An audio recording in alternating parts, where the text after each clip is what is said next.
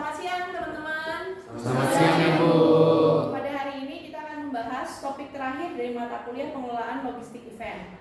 Ya, seperti yang sudah teman-teman ketahui, kemarin teman-teman sudah mengerjakan beberapa tugas itu. Nah, tugas yang terakhir itu pasti tentang database, di mana teman-teman diminta untuk mencari data supplier.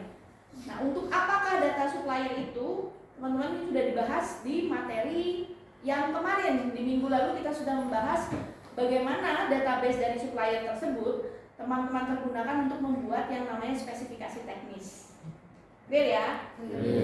Pada hari ini kita akan membahas bagaimana proses barang-barang yang sudah teman-teman pesan berdasarkan spesifikasi teknis tersebut itu sampai ke tempat atau venue kegiatan, dan bagaimana dia harus didismantle, harus dibongkar, dipasang di tempatnya, lalu nanti setelah selesai dibongkar lagi, dibawa pulang. Jelas ya teman-teman ya? Nah, ini adalah tujuan dari materi hari ini. Materi hari ini mahasiswa diharapkan mampu menjelaskan kembali. Bagaimana cara teman-teman nanti menjelaskan kembali? Ada tugasnya. Itu kenapa teman-teman diminta untuk bisa membuat rencana atau kegiatan dari on-site operation. Jelas ya? Nah, apa saja sih yang mempengaruhi event operation? Yang pertama adalah complexity. Semakin kompleks eventnya, maka event ini juga membutuhkan perencanaan operasional yang luar biasa rigid. Nggak bisa cuma satu, udahlah gimana nanti aja, nggak bisa. Ini harus ada perencanaannya luar biasa dan detail. Lalu yang kedua adalah magnitude and scope of the event. Semakin besar scope eventnya, semakin lama juga persiapannya, prosesnya juga semakin lama. Teman-teman, minggu ini sudah dimulai Jakarta Fair. Kalau liburan dekat-dekat sini atau memang orang Jakarta, usahakan datang ke Jakarta Fair padat apapun di situ. Karena di Jakarta Fair ini space-nya luas sekali, termasuk mega event. Walaupun kalau standar internasional belum mega event, tapi dia cukup luas dan ada banyak booth-booth yang menarik untuk teman-teman lihat. Ada yang special booth, yang tingkat 2. Terakhir kemarin saya ngintip teman-teman dari alumni itu bangun tingkat 3 malahan booth-nya, jadi tolong dicek aja di lapangan. Ada yang booth yang memang biasa saja, yang memang standar. Nah, ini tentu saja akan berpengaruh terhadap magnitude and scope of the event ini. Bayangkan bahwa Jakarta Fair segitu luas, berapa hektar, itu pelaksanaan event operationnya untuk logistik tentu saja tidak cukup untuk 1 hari 2 hari saja. Itu bisa 1 minggu, bahkan bisa sampai 2 minggu 1 bulan. Jadi yang namanya the magnitude and scope of the event itu akan sangat berpengaruh pada event operations. Lalu sensitivity to cultural norms and tradition of the country and locations. Ini harus diperhatikan. Kenapa? Karena ada beberapa culture yang memang misalkan teman-teman tidak diperbolehkan untuk bekerja di hari apa saja. Contoh, kalau teman-teman mengadakan pameran di Bali, ya H-1, H-2-nya itu adalah pas nyepi, itu tidak boleh ada kegiatan sama sekali. Jadi teman-teman tuh harus memperhatikan juga norma-normanya yang boleh dan tidak boleh. Ada yang melarang untuk kalau malam tidak boleh, teman-teman, tidak boleh bekerja karena mengganggu lingkungan sekitar. Nah, itu juga nanti akan berpengaruh. Yang terakhir adalah faktor yang mempengaruhi adalah law and regulations. Ini ada law and regulations-nya, seperti misalkan kalau teman-teman bangun booth atau bangun panggung di mall, itu teman-teman tidak boleh untuk membangun pada saat jam operasional mall. Jadinya harus nunggu dulu mallnya tutup sama sudah selesai setelah mallnya mau buka. Pengalaman saya sih jam 11 malam baru mulai, berhenti itu di jam 7, jam 8 harus sudah clear up area. Ya, dan kalau misalkan membangun stage atau membangun boothnya ini butuh lebih dari 1 malam, waktunya tidak cukup, maka harus kita tutup. Ada partisinya khusus. Tidak boleh begitu saja gitu, dibiarin begitu aja terbuka begitu saja. Kenapa?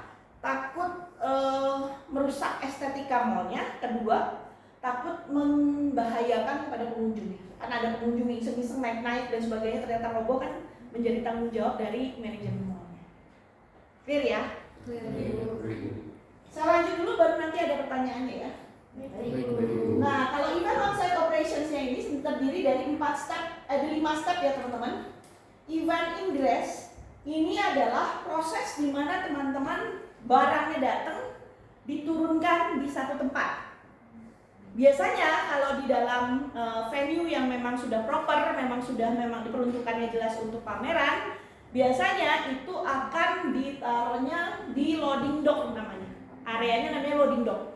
Tapi apabila tidak ada loading dock, maka akan ada tempat yang memang di-assign khusus nih, barang-barang begitu nyampe ditaruh di situ. Nah, di sini juga teman-teman harus perhatikan aksesibilitasnya, di mana pada saat event ingress ini yang bisa masuk ukuran truknya itu sampai segimana, ukuran kendaraannya bisa sampai mana. Jangan sampai nanti datang truknya besar, ternyata aksesibilitasnya tidak memadai. Ya, yang datang truk yang memang pakai tronton gede gitu, ternyata nggak bisa masuk. Itu kan berarti harus ada biaya lagi untuk menyewa pick up kecil untuk angkut dari satu titik sampai ke loading dock tersebut. Jadi tolong diperhatikan ya teman-teman, terutama kalau teman-teman mengadakan event di tempat yang memang bukan buat event. Di mana? Di daerah festival. Nah, teman-teman cek deh, teman-teman kan juga ngerjain event festival tuh. Di daerahnya bisa nggak untuk langsung bawa barang banyak gitu. Kalau memang nggak bisa ya harus dikasih notifikasi kepada suppliernya. Ini nggak bisa, dia maksimum harus pakai pick up ukuran berapa, jalannya jelek atau gimana. Jadi harus dikasih tahu. Kasihan soalnya nanti suppliernya nggak mau nganterin, teman-teman sendiri yang nanti akan sulit. Ya. Lalu ada yang namanya event setup. Event setup ini gimana proses dari memindahkan dari tadi tempat barang-barang yang diperlukan untuk produksi event, diturunkan di loading dock atau di tempat yang memang sudah ditentukan, itu diangkat lalu mulai disusun. Itu yang disebut dengan event setup. Setelah itu ada in-event operation, ini adalah pada saat eventnya. Lalu setelah eventnya selesai ada event breakdown. Event breakdown itu di mana? Itu tadi dibongkarin dulu, ditaruh di satu tempat. Lalu nanti ada event egress. Egress itu apa? Barang yang memang sudah dibongkar itu dibawa keluar kembali ke tempat atau gudangnya supplier masing-masing. Sampai sini mengenai rangkaian event on-site operation. Ada pertanyaan atau tidak? Kalau materi kemarin tadi sebelumnya ada pertanyaan? Faktor yang mempengaruhi? Saya kasih warning ya, hati-hati pada saat teman-teman mengadakan event di tempat yang memang bukan diperuntukannya, memang bukan buat event.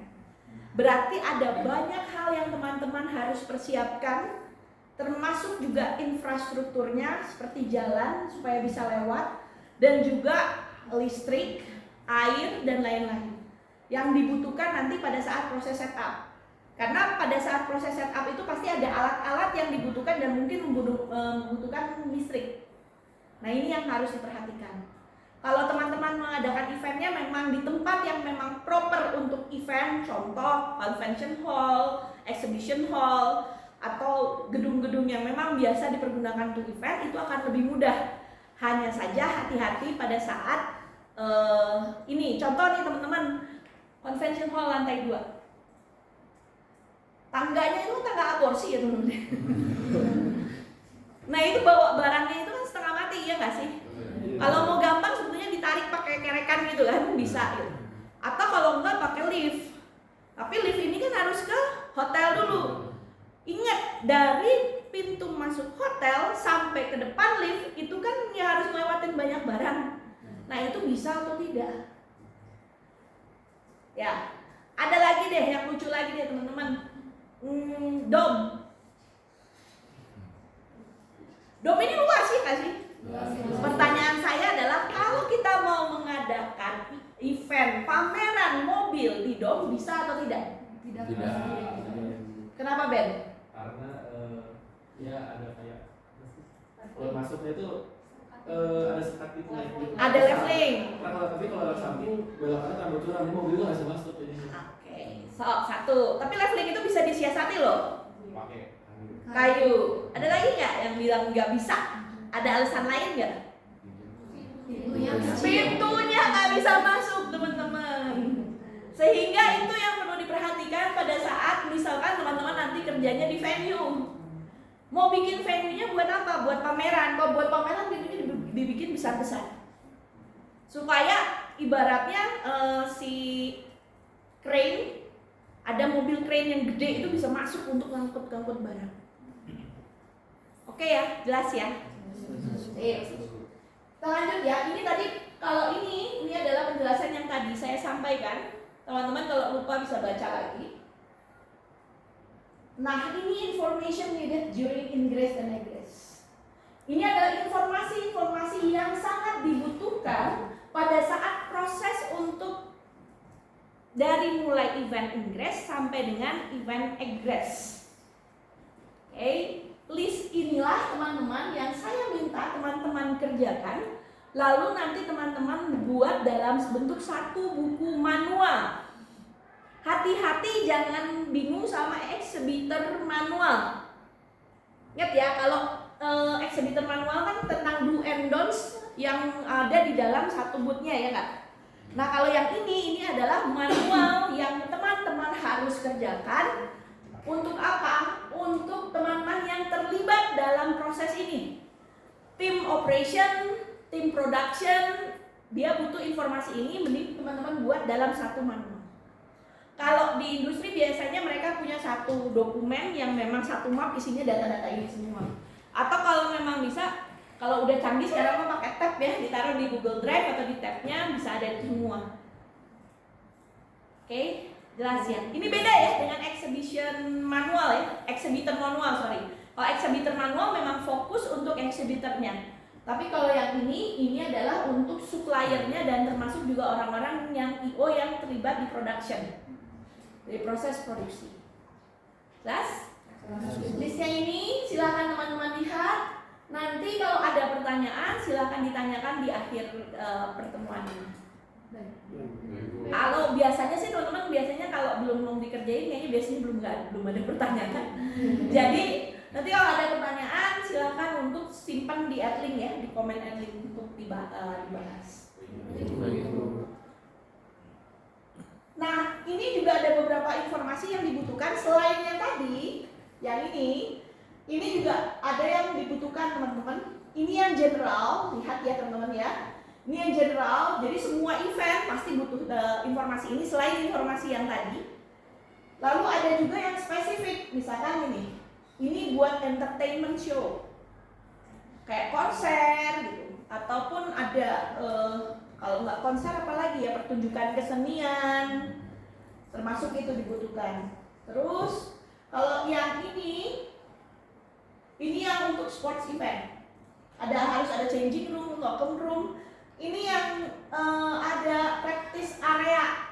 Jadi biasanya kan kalau atlet itu butuh pemanasan tuh teman-teman. Nah itu disiapkan gitu untuk tempat untuk pemanasannya. Ada atlet yang mungkin contoh kayak badminton gitu teman-teman ya. Jadi pemanasan pemain badminton itu nggak terlalu ribet.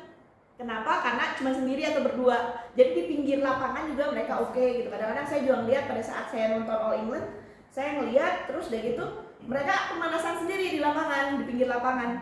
Tapi kalau kita ngomongin sepak bola, basket, volley, mereka butuh yang space yang sendiri. Kalau yang volley sama basket sama sepak bola, mereka juga butuh ada pengenalan lapangan. Jadi mereka kayak mengenali lapangannya, konturnya seperti apa, pencahayaannya gimana. Nah itu biasanya ada waktu khusus yang harus teman-teman pikirkan juga. Itu untuk sports ya. Pada saat teman-teman sudah mendapatkan data itu semua, ini adalah hal-hal yang teman-teman harus sekali lakukan pada saat proses logistik ini berlangsung. Jadi proses yang tadi egress dan ingress sampai dengan egress, apa saja sih yang harus teman-teman perhatikan selama proses tersebut berlangsung? Ini yang pertama adalah timing, teman-teman. Teman-teman nanti akan bikin setup timingnya, penjadwalan timingnya kapan. Nah, ini timingnya harus pas, jangan sampai terlambat. Kenapa? Contoh misalkan bikin stage, teman-teman jadwalkan setengah jam. Kalau setengah jam ternyata molor, berarti kan nanti akan mengganggu jadwal yang lain. Jadi teman-teman harus cek timingnya itu pas atau tidak. Equipment access are provided by the site. Jadi teman-teman harus cek mana yang memang disiapkan dari tempat venue tempat teman-teman mengadakan event, mana yang teman-teman harus sewa. Kadang-kadang beberapa venue sudah menyediakan panggung-panggung kecil ya. Kalau teman-teman tidak mau menggunakan itu, pastikan ini sudah keluar dulu supaya tidak bercampur antara barang yang dimiliki oleh venue dengan barang yang dimiliki oleh supplier. Jelas ya? Terus schedule conflict among supplier, site, or venue staff. Nah ini, jangan sampai konflik dalam artian gini, kamu menjadwalkan menjadwalkannya tuh yang masuk panggung duluan, tapi ternyata panggungnya nggak bisa di jam segitu.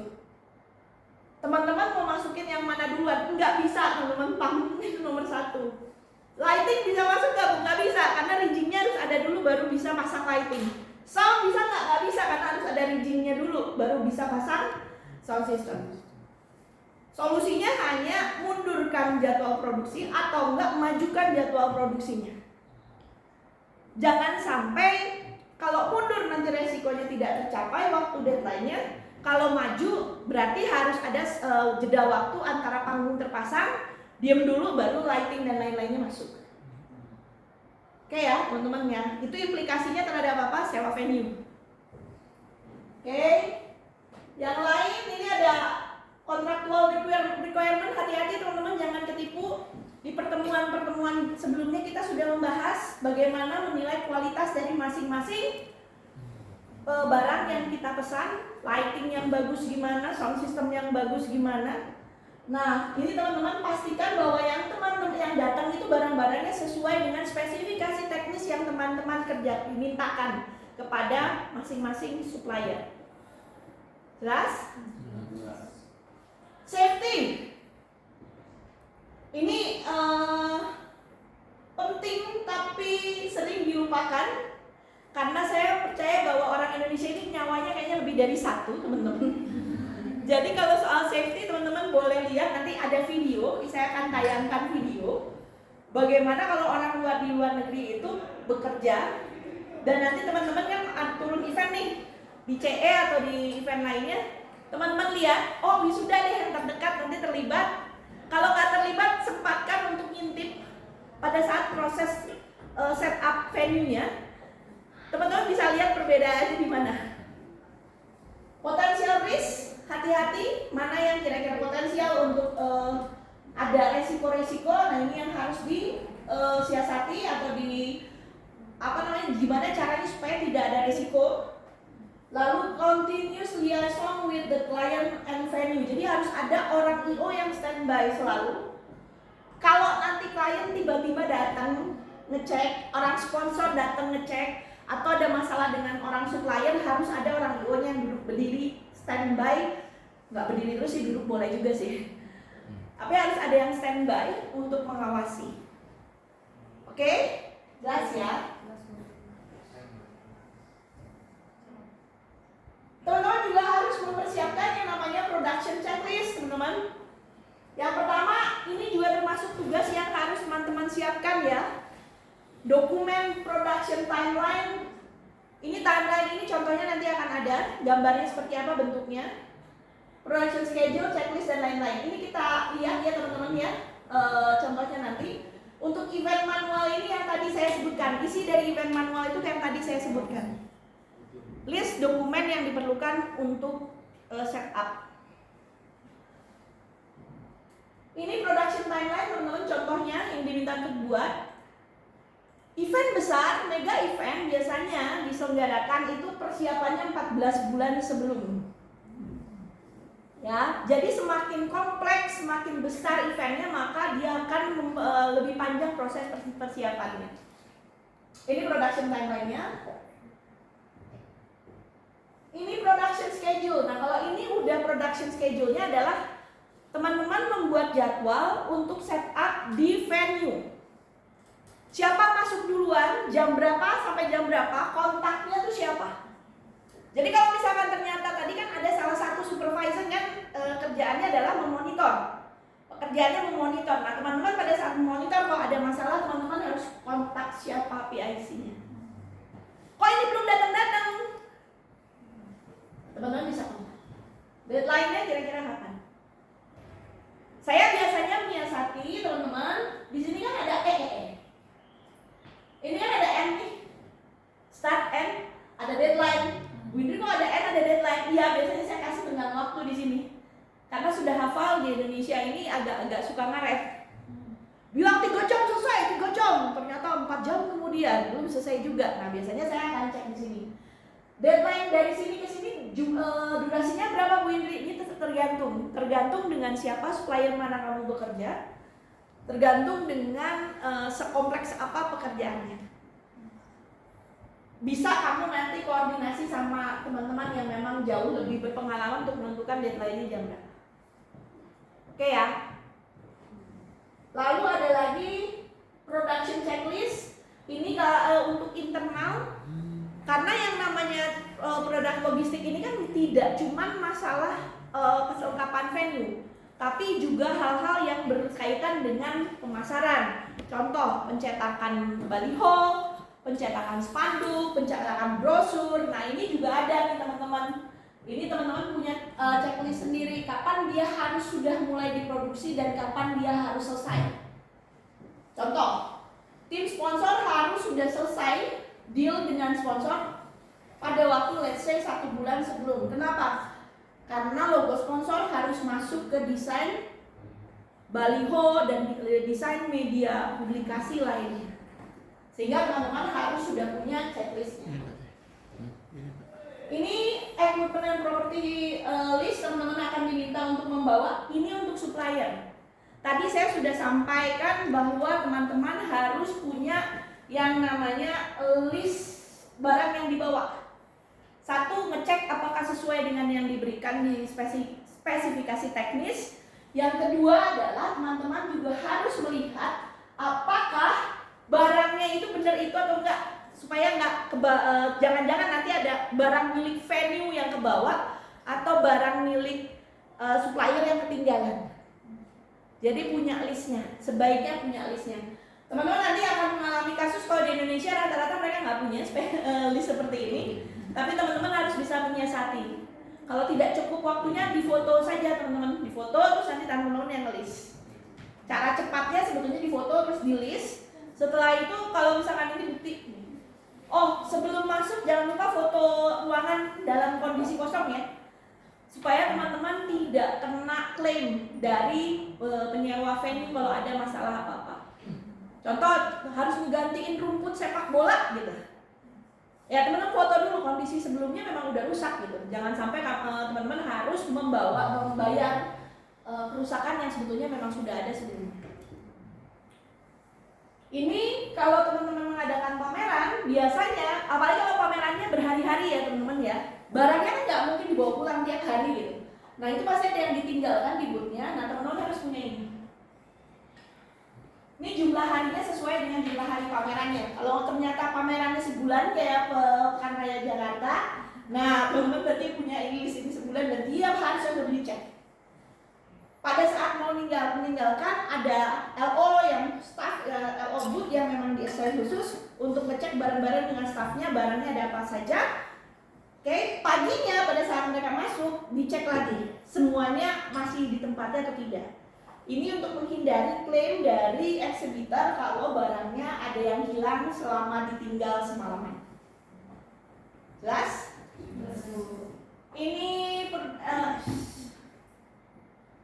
Ini ada beberapa link, kita tonton videonya ya teman-teman ya sebelum kita masuk ke ininya, masuk ke materi tanya jawab.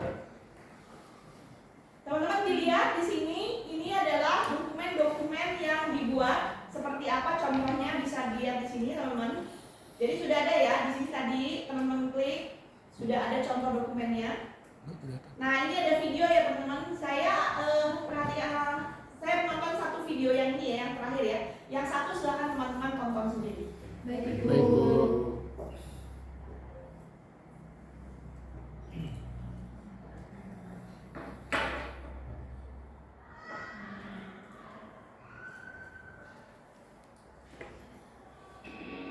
Nah, teman-teman perhatikan di sini. Ini prosesnya, lihat nih, DI berapa biar teman-teman bisa tahu. Kalau yang profesional, mereka peralatannya juga sudah profesional. Ini sistem ini yang disebut dengan proses marking ya teman-teman ya, menandai di mana stage harus berdirikan. Gambar ini tentu saja dari dari supplier. Supplier ini juga punya orang yang memang ahli terkait dengan konstruksi. Seperti yang sudah teman-teman lihat di sini, untuk bisa menahan beban yang berat karena nanti stage-nya berat, maka diberi yang namanya ganjal di bawahnya, di basementnya, supaya tidak ambruk. Ini udah profesional banget berarti. Barang-barangnya ini kita heavy duty ya teman-teman, full of risk. Nah teman-teman lihat deh, orang yang kerjainnya seperti apa. Ini termasuk juga mencegah produksi mencegah resiko ya teman-teman. Nah barang itu diangkut dalam bentuk seperti ini teman-teman, berat banget dan transportasinya juga besar. Sehingga pastikan bahwa aksesibel buat barang-barang ini buat masuk ke venue teman-teman. Lihat nih, lihat jamnya ya teman-teman ya. Selain untuk resiko, penanggulangan resiko, biasanya kalau di internasional, standar internasional ada standar berhenti kerja kapan, mulai kerja lagi jam berapa. Jadi nggak kayak di Indonesia ya yang dua hari 3 malam gitu nggak tidur, nggak bisa teman-teman. Mereka punya standar kerjanya sendiri. Pakai alat-alat berat juga teman-teman. Dia pakai crane itu yang tadi buat ngangkat. Ada juga yang apa sih namanya sih? Yang forklift juga ada. Lihat ya, jamnya ya, kita perhatiin ya.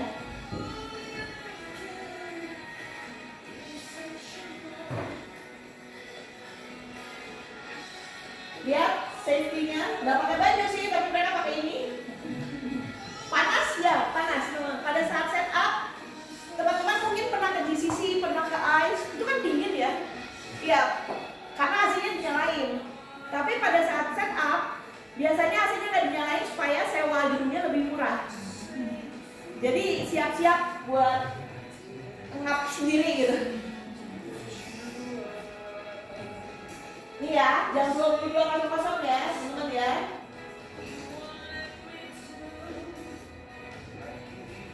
Dah, mereka berhenti tuh. Pada pulang naik sepeda.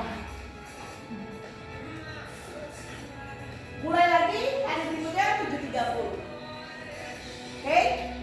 Saya percepat sedikit ya teman-teman ya.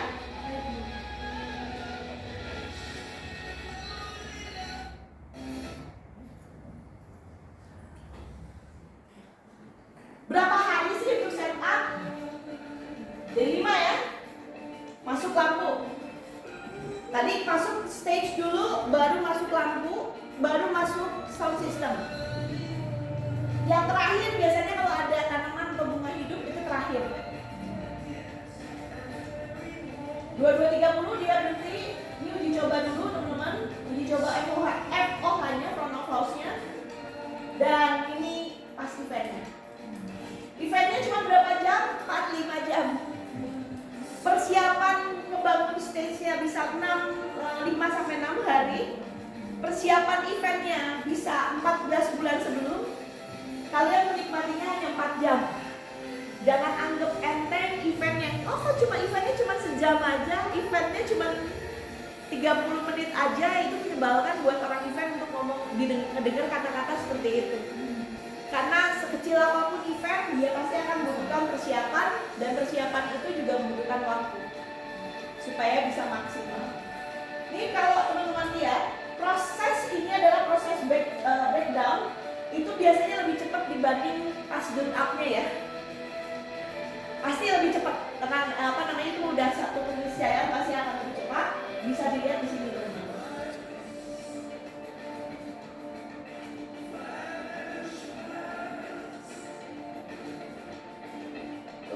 Di breakdown seperti ini. Nanti begitu udah ditaruh di sini, diangkat keluar, itulah proses egress. Ini proses breakdown. Ini pas keluar proses egress. Oke, beres. Ini dibuka nih sepalnya. Ini forklift ya teman-teman yang di biru ini ya. Udah diangkat. Ini ada proses untuk nanam lagi nih rumputnya nih teman-teman. Jadi kalau di luar negeri rumputnya itu pasti harus diganti. Jadi biaya sewa itu harus sudah termasuk penggantian rumput. Hanya selang berapa hari kemudian di besoknya kalau nggak salah. Oh enggak, 2 hari udah langsung dipakai buat lomba. Jelas.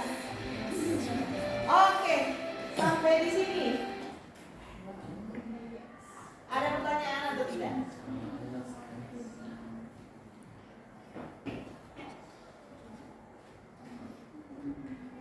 Kalau ada pertanyaan ya Ben? Kalau misalkan pas loading up itu waktunya lebih lama dari perkiraan itu gimana? Nggak boleh lebih lama dari perkiraan. Jadi kalau saya selalu begini, kalau menurut suppliernya ngomong 1 hari cukup, saya pasti sewanya 1,5 hari. Saya bikin jadwal, masalahnya kalau sama orang Indonesia kan kita tahu sendiri ya. Itu salah satunya kenapa ada norms, culture yang harus diperhatikan. Nah ini salah satunya. Jadi mau tidak mau harus selesai di situ. Itu kenapa teman-teman di tugas-tugas ini saya membiasakan harus ada deadline. Karena teman-teman, ini adalah sikap yang harus teman-teman, attitude yang harus teman-teman bangun, bahwa teman-teman adalah orang-orang yang tepat waktu. We are dealing with event. Karakteristik event adalah tidak bisa diulang kembali. Maka mau tidak mau kita harus tepat waktu supaya tidak terlambat. Dan kalau terlambat produksiannya bisa basi atau diamuk masa. Jadi gimana caranya supaya tidak terlambat? Itu tadi, solusinya salah satunya adalah saya selalu janjiannya setengah jam sebelumnya. Jadi saya ngomong, kalau misalkan saya mau mintanya jam 8, saya mintanya jam 7. Ngomongnya jam 7. Itu salah satu siasat sih teman-teman. Kalau di luar negeri mereka cenderung untuk tak ya jam 7 ya jam 7 gitu. Nah kalau di Indonesia sayangnya budayanya masih seperti itu teman-teman. Belum lagi kalau misalkan ada supplier yang kejar setoran. Abis dari event sini terus tiba-tiba mau ke event kita yang di sono belum beres, belum bisa masuk. Itu udah sering banget terjadi sama kami. Sehingga biasanya kami punya selang waktu dan kita cek benar-benar akan tuh sebelum event ini barangnya dipakai di event mana. Kita cek sampai ke event yang di sononya. Kita kirim orang buat event yang sebelumnya supaya bisa memantau dari sana beres jam berapa. Sampai segitunya teman-teman. Jadi jangan main-main. Terima kasih pertanyaannya. Kita pending dulu. Nanti kalau ada pertanyaan yang lain silahkan ditanyakan di adlink. Tugasnya jangan lupa dikerjakan, dikumpulkan di adlink. Apabila ada tanggal yang mau dimundurkan teman-teman, tolong dimundur. Saya lebih dulu ya. Baik, terima kasih. Selamat siang.